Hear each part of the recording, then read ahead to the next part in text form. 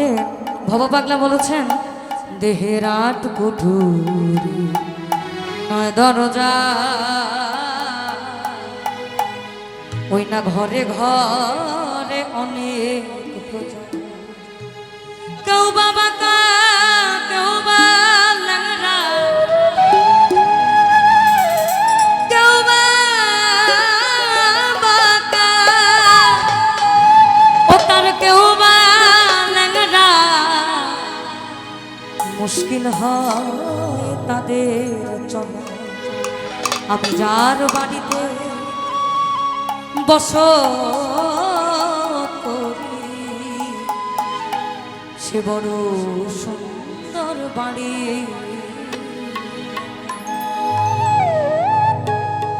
এই ঘরে কেবা ঘুমায় কেবা জাগে, ওরে মা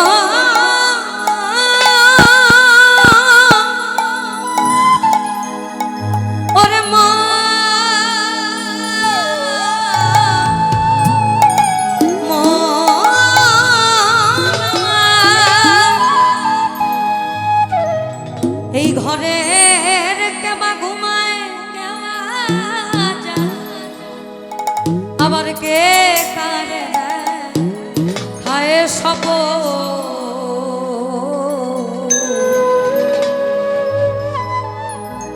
এবেলা তোর ঘরের খবর জেনে নে রে মন রে, এবেলা তোর ঘরের খবর জেনে নে ঘরে কেবা ঘুমায় কেবা জাগে, কেবা ঘুমায় কেবা জাগে, কে কার দেয় খায় সপ। এবেলা তোর ঘরের খবর জেনে নে রে মন রে, এবেলা তোর ঘরের খবর জেনে নে রে মন।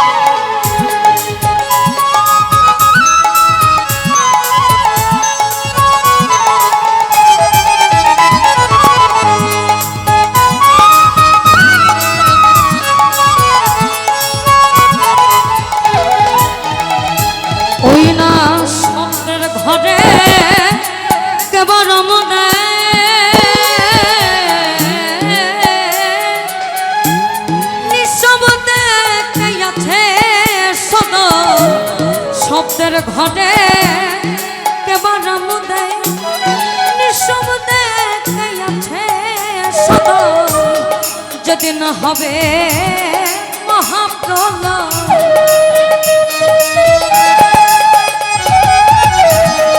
যেদিন হবে মহাপ্রলয়, কে কারে কো বেদম। এবেলা তোর ঘরের খবর জেনে নে রে মন রে, এবেলা তোর ঘরের খবর জেনে নে রে মন।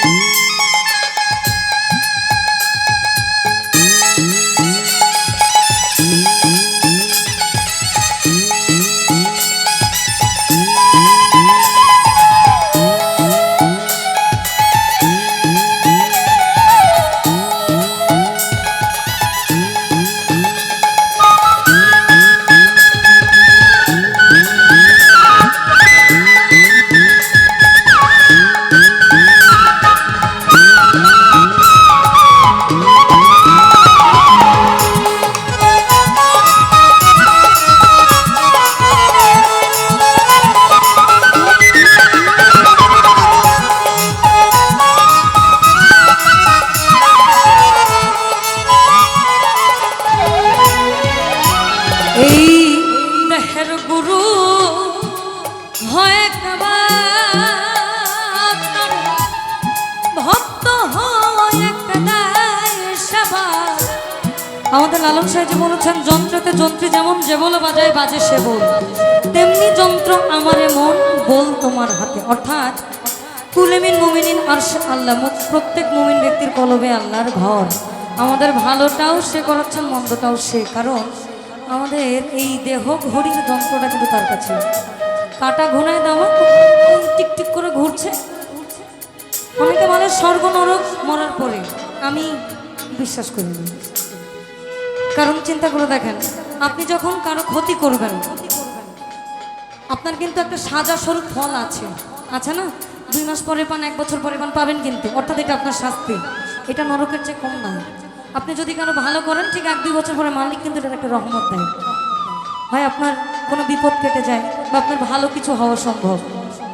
তদ্রুপ স্বর্গ নরক পৃথিবীতে এটার কোনো ব্যতিক্রম, কোনো বাজ বিচার নেই। কারণ আরশে আজম ছেড়ে আল্লাহ যদি আমার কলবে থাকে, তাহলে মরার পরে স্বর্গ নরক হবে না। আমি যা করতেছি সেখানেই তো। এখন এটার বিবাদ হতে পারে। আমরা যারা ইয়ং জেনারেশন, আমরা এই কথাগুলো আসলে শুনতে চাই না। কেন চাই না? আমাদের শরীরে রক্ত গরম, তো যা দেখি তাই ভালো লাগে।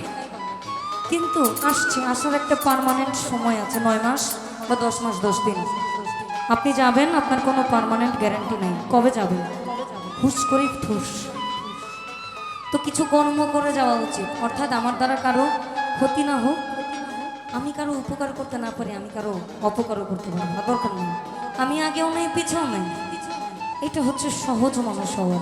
ওই যে বলো না, ষড়রিপু বিসর্জন দিলেই আপনি সহজ মানুষ। এই দেহের গুরু হয় কেবল ভক্ত হয় একদায় সেবা। যেদিন তাহা জানতে পাবা,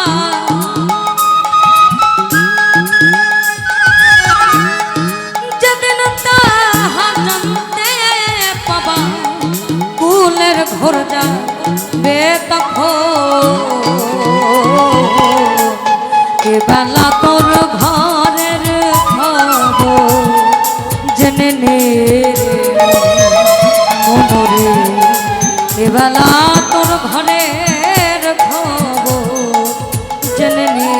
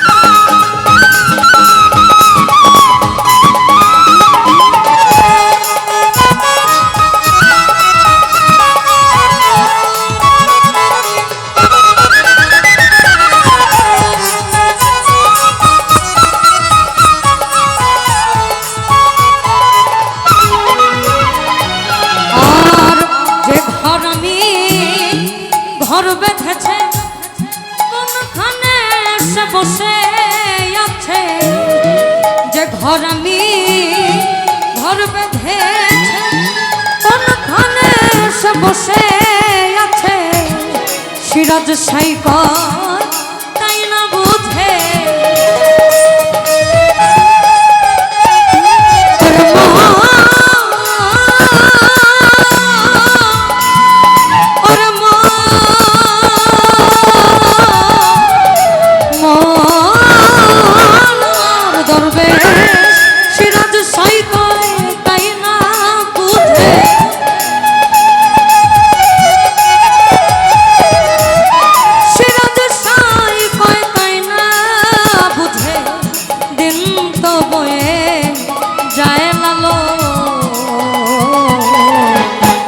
এবেলা তোর ঘরের খবর জেনে নে রে মন রে, এবেলা তোর ঘরের খবর জেনে নে রে মন।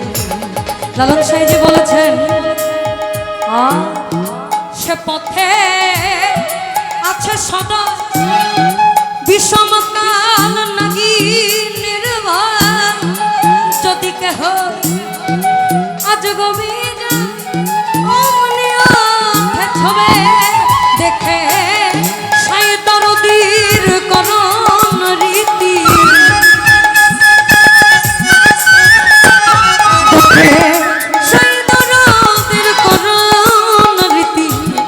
অর্থাৎ সে পথে আছে সদাই বিষম কাল নাগে নির্ভয়। আপনি ভালো হতে চাইছেন, আপনাকে ভালো হতে দিবেন আপনার হিংসা। তদ্রুপ সুন্দরী রমণী দেখলে আপনার মনে লোভ, এটা যদি আমার হইত, এটা কিন্তু আছে। কাম মানে ওটা নয় যে সৃষ্টির শুরু, আপনি চোখ দিয়ে কাউকে দর্শন করছেন, আপনার ভালো লাগছে, এটাও সমস্যা, এটাও কিন্তু সমস্যা। তো আপনি যেতে চাইছেন, আপনাকে যেতে দিবে না। ওই যে আমি নাচতে নারী উঠান বাকে একটা কথা আছে না, আমি যাব কিন্তু আমাকে পিছনে টানা হবে। আমার ভিতরে তো আছে 16 জনা বম্বেটের দল, এই কথাগুলো আসলে কেউ বলে না। 16 জনা বম্বেটের দল, 16 জনা বম্বেটে মানে হচ্ছে কি আপনি রসিক জনা হতে যাবেন কিন্তু রস বিহারী আপনাকে দেখা দিবে না, এটা হচ্ছে কথা। সে পথে আছে সদা বিষম কাল নাগি নির্ভয়, যদি কেহ আজ গভীরায় অমনি ওঠে ছবে দেখে সাই দরদির করণ রীতি, দেখে সাই দরদির করণ রীতি, দর্শন দে বেতারে যে পথে চলে ফিরে ওঠা সন্ধান কে জানে, ওঠা সন্ধান কে জানে, যে পথে চলে ফিরে ঘরে কেবা ঘুমায় কেবা জাগে,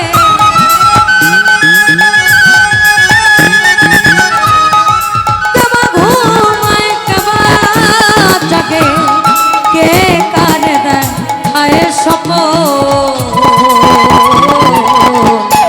এবেলা তোর ঘরের খবর জেনে নে রে মন রে, এবেলা তোর ঘরের খবর জেনে নে রে মন রে, এবেলা তোর ঘরের খবর